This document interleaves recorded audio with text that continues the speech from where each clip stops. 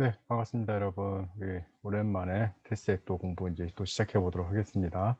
자, 오늘도 6문제 정도 준비되어 있고요. 주로 이제 뭐 부채 관련된 것들, 그리고 이제 보완제 대체제인데, 예, 실생활에서 어떻게 접근할 수 있는지에 대해서 말씀을 드리고요.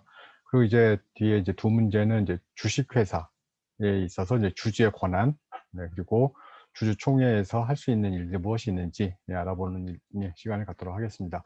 그러면 간단하게 어떤 문제가 나와 있는지 보도록 하겠습니다.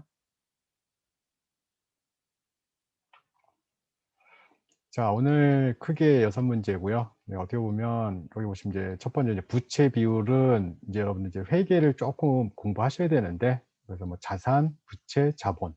부채 비율은 부채를 이제 자본으로 이제 나눈 것인데, 예, 이 비율이 뭐 어떤 게 뭐 좋다 나쁘다 이제 그 평가보다는 때로는 이제 부채를 씀으로써 장점도 있을 수 있고요. 또 너무 많으면 회사 입장에서 이제 또 이자를 또 못 갚게 됐을 때 좀 위험이 올 수 있으니까 그런 부분들 고려해야 되고요. 보완제 대체제는 여러분들 공부하실 때 항상 제가 이제 예를 드는 게 가장 좋은 게 이제 커피 믹스죠. 왜 커피 믹스냐면 커피 믹스 안에 들어있는 커피, 설탕, 프림, 보완제 관계죠. 서로 이제 맛을 보완해 준다는 의미에서 이제 보완제도 되겠지만, 어떻게 보면 커피의 가격이 상승했을 때 프림의 수요는 이제 이렇게 공부하시면 되죠.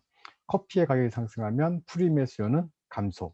그럼 서로 보완제 관계고, 예를 들어서 대체제는 여러분들 우리가 사이다 콜라를 가장 대표적으로 많이 들죠. 또는 이제 커피 믹스에서는 그 동서식품의 모카 골드하고 뭐 네슬레 뭐 테이스터 초이스, 그다음에 뭐 프렌치 카페 뭐 이렇게 이런 관계를 대체제 관계라고 하고요. 물론 이제 수업 시간에 제일 좋은 건 소주죠. 처음처럼 참이슬 딱 좋죠. 그러면 사이다 콜라 이런 관계를 바로 대체제라고 하는데, 사이다의 가격이 올라가면 콜라는 가격이 안 올랐어요. 그만큼 싸졌다는 느낌이 들기 때문에 이제 그렇죠. 그래서 사람들이 콜라를 먹게 된다. 무슨 관계다? 대체제 관계다. 이렇게 얘기를 하겠죠. 자연 독점, 우리가 이제 독점이라고 하게 되면 여러 가지가 있는데 이제 여러 가지 이유가 있어요. 발생하는 이유가. 특히 이제 자연 독점 같은 경우에는 우리 여러분들 머릿속에 전기, 수도, 통신 이런 부분 생각하시면 돼요. 그러니까 혼자 하는 게 낫다. 만일 여러분들 전기를 여러 회사가 같이 하게 된다면 그 모든 망을 다시 다 깔아야 되잖아요. 수도를 여러 회사가 한다? 또 막 그 전국에 이제 국토를 막 파헤쳐야 되죠. 그러느니 차라리 혼자 하는 게 낫고, 처음에 초기 투자 비용이 막대하기 때문에 일반 기업들은 못한다. 시간 오래 걸리고. 그럼 누가 해야 되겠어요? 당연히 국가가 해야겠죠. 그러니까 여러분들 우리가 알고 있는 보통 SOC, 국가 기반 산업 같은 경우는 거의 다 국가가 하죠. 자, 그리고 이제 그런 특징이 뭐 네트워크 산업 이런 얘기도 있고. 자, 이제 주인 대리 문제는, 자, 프린시플 에이전시 프로블럼이라고 해서 이 주주들이 생각하는 것과 실제로 전문 경영인들이 생각하는 것이 다르죠. 추구하는 바가. 주주들은 전문 경영인들 좀 열심히 일했으면 좋을 것 같은데, 전문 경영인들도 딴 생각할 수도 있잖아요. 이때 이제 당근과 채찍. 뭐 잘하면 당근을 주고 못하면 채찍. 이걸 통해서 이제 조금 이제 좀 이제 손해를 볼 수 있게 그런 만드는 것들이 있고요. 그걸 통해서 우리가 주주의 지위라든지 주주총회의 권한에 대해서 한번 공부해 보도록 하겠습니다. 자, 첫 번째 문제, 부채 비율. 제가 방금 말씀드렸는데, 여러분들, 회계를 공부를 조금 하시는 게 좋아요. 왜냐면 이제 좀 비율도 많이 나오고, 회계 관련된 문제들 많이 나오기 때문에. 특히 이제 부채 비율은 이 부채, 그러니까 빌린 돈이죠. 보통 이제 자산은 부채 플러스 자본이라는 표현을 쓰고요. 그래서 자산은 부채 플러스 자본. 기본적으로 이제 부채는 남의 돈이고, 자본은 내 돈이죠. 그래서 보통 자본을 또 순자산이라고 표현하기도 하죠. 그래서 이제 부채 비율이 뭐 하나도 없으면 더 좋은 건가요? 굳이 이자를 내가 5%만 주고 10%의 수익을 얻을 수 있다면 빌려서 써야겠죠. 너무 많이 빌리면 나중에 또 이자를 못 갚을 때도 회사가 이제 도산하는 그런 좀 위험도 있고요. 그래서 뭐 적당하게 어느 정도가 적당하다, 이거는 뭐 여러 가지 이제 학자들마다 다 다르지만, 때로는 부채를 가지고 수익을 극대화할 수도 있다. 뭐 레버리지 이펙트, 그래서 뭐 지렛대 효과다, 뭐 이런 얘기도 하고요. 아무튼 부채는 이제 남의 돈인데, 남의 돈의 이 비율, 그러니까 여러분들 우리가 이제 방금 말씀을 드렸지만, 자, 부채 비율은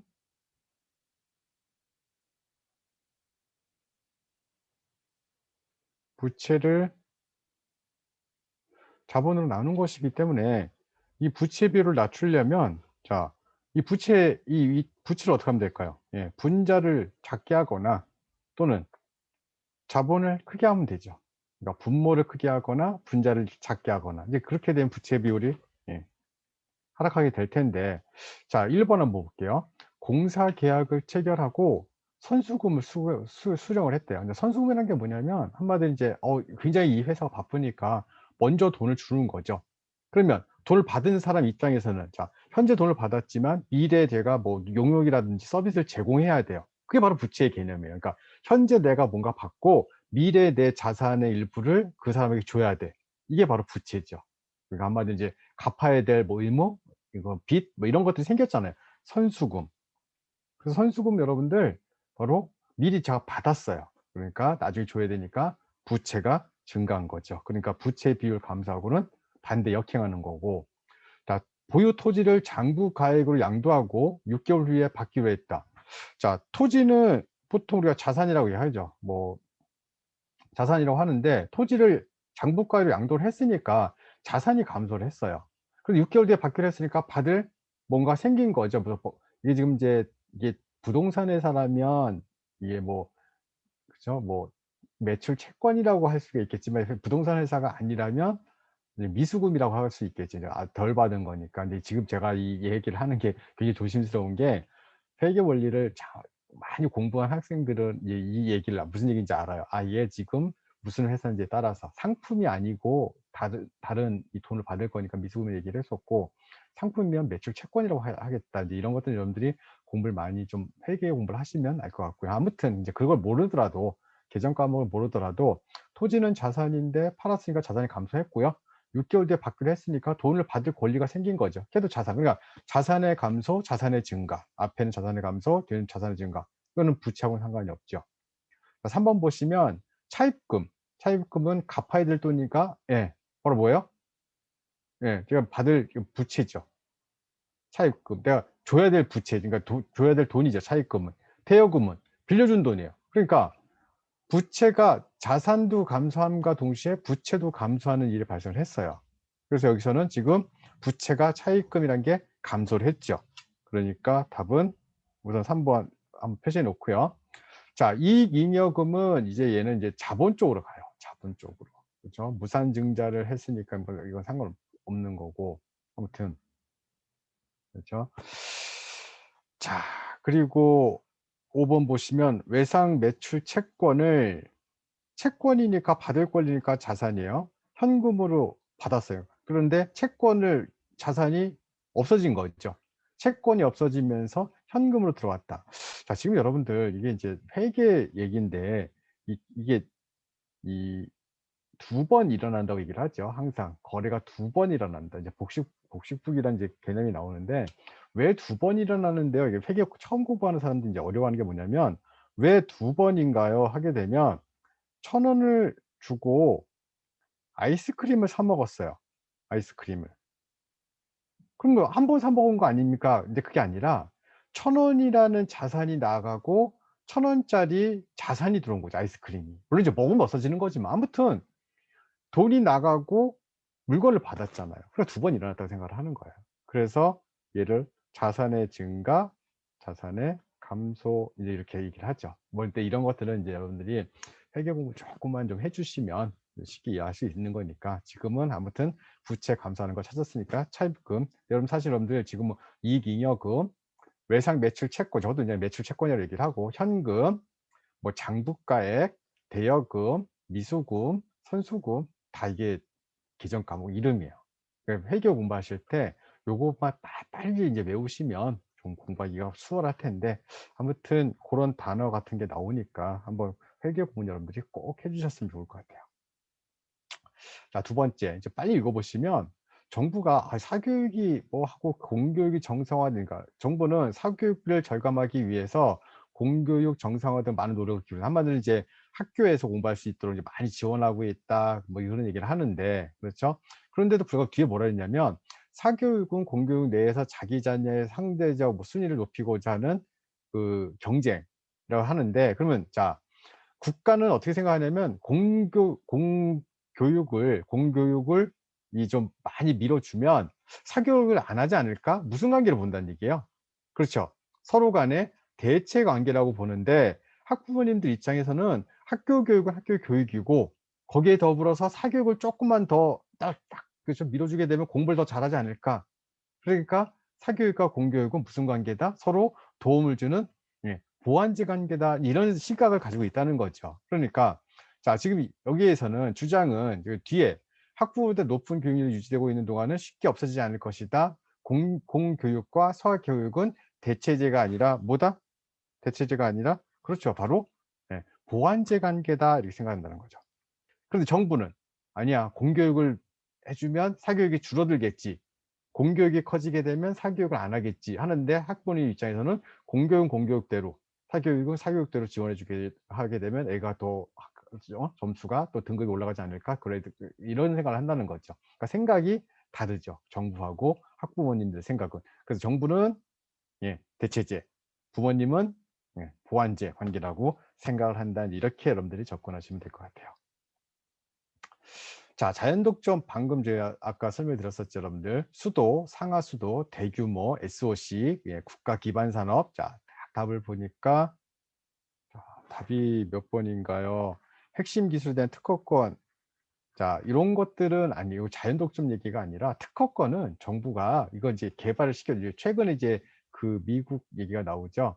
그 백신에 대한 독점권을 포기하라고 이제 전 세계에서 얘기하니까 미국에서는 그거 포기하게 되면 뭐 다른 국가에게 뭐 이도 뭐 이런 얘기를 한단 말이에요. 그렇게 의약품이라든지 어떤 개발을 통해서 사람들이 이 삶의 윤택성이 커지게 되면 자꾸 개발하라고 하는 거죠.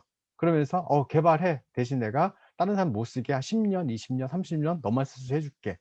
요런 것들이 바로 1번 얘기이고요. 자연 독점은 자연스럽게 '너 혼자 하는 게 낫겠다.' 왜? 다른 사람 여러 사람이 하게 되면 돈이 너무 많이 들어. 시간이 너무 오래 걸려. 그리고 그다음부터 안 해. 그러다 보니까 이거는 좀 돈이 많이 들어가는 전기, 가스, 수도, 철도 그렇죠? 뭐 그다음에 뭐 대형 사업 그다음에 혼자 하는 게 나은 효율적 시장 뭐 이렇게 얘기를 하고 마지막 보시면 그래서 여러분들 정부가 항상 개입을 하죠. 그래서 무슨 우리가 기관들 그 가격 올린다고 해서 정부가 막 스탑하죠. 이 국민들에게 미치는 영향이 크기 때문에. 그래서 고런 것들을 바로 우리가 자연 독점 시장이라고 얘기를 하고요. 특허권 독점적인 것은 그 다른 것이죠. 또 이제 또 독점이 뭐가 있을 수 있을까요? 원재료를 독점하는 그런 회사들도 있을 수 있고.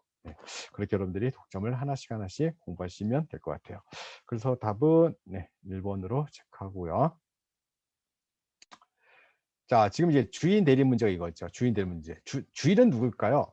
주주들이에요, 주주들. 대리인은 전문 경영인. 그럼 주주들은 열심히 경영인들이 일을 해 줬으면 좋을 것 같은데 전문 경영인들은 '나 나중에 뭐 하지?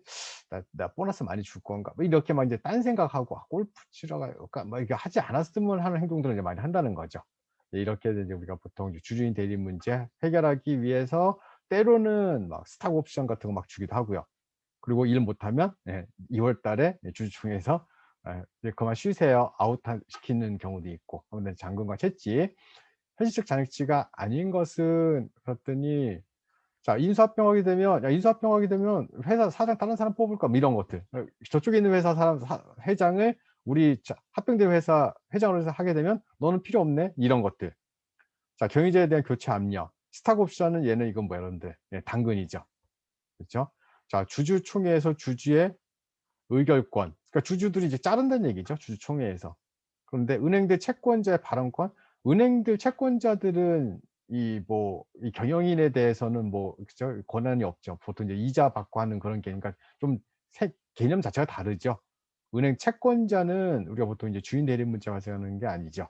물론 인제 좀 깊게 뭐 이제 넓게 보면 채권자들도 이제 압력을 가할 수 있겠지만 아무튼 그러니까 주인 대리 문제에서는 주주와 전문 경영인 사이에 주인과 대리인 사이의 문제라고 볼 수가 있겠죠.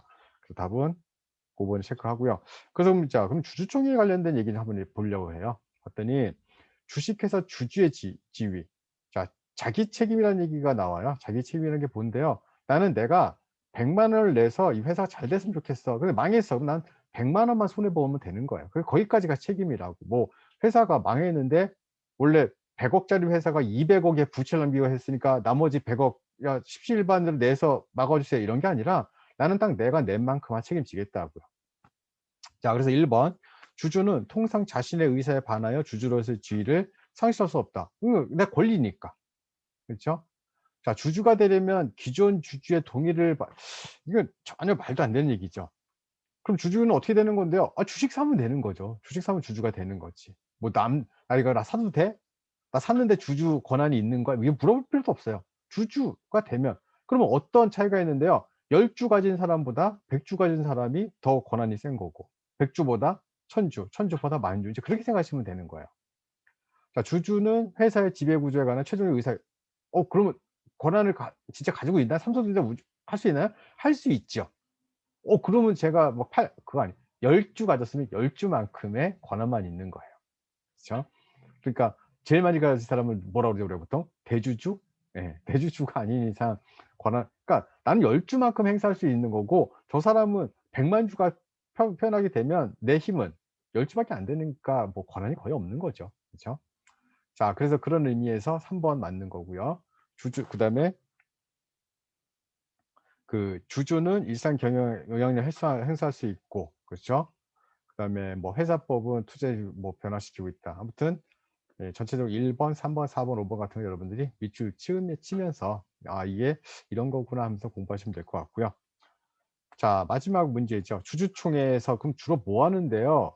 자 이것도 왜 뭐 하는데요. 주주총회에서 무엇을 하는지 그럼 1번 재무제표 승인권 한마디로 이제 돈을 잘 벌어 이 현재의 이 회사의 상태 그렇죠? 이게 뭐 자산이 얼마고 부채가 얼마고 뭐 자본이 얼마인지 이거를 인제 매해 이제 보여주죠. 하면서 인제 '아 작년에 비해서 우리가 좀 돈을 좀 많이 벌어서 뭐 잉여금이 많이 늘어나서 잉여금을 주주분들에게 배당하기로' 뭐 이런 얘기들. 굉장히 기분 좋은 얘기죠. 이런 것들이 바로 재무제표 승인권. 다른 회사와 우리가 저희 이제 합병하려고 하는데 누구한테 물어봐야 돼요? 주인한테 물어봐야겠죠. 그리고 임직원들 일 잘하면 그냥 싸고 돈 많이 주고 보너스 많이 주고 일 못하면 자 경고, 아웃 뭐 이런 것들. 바로 임직원에 대한 인사권. 뭐 오늘 뭐 주주총회에서는 뭐 어떤 뭐 대표이사 선임권이 있습니다. 이런 거 드라마에서 많이 나오죠. 그래서 임직원에 대한 인사권, 이사 보수의 결정권.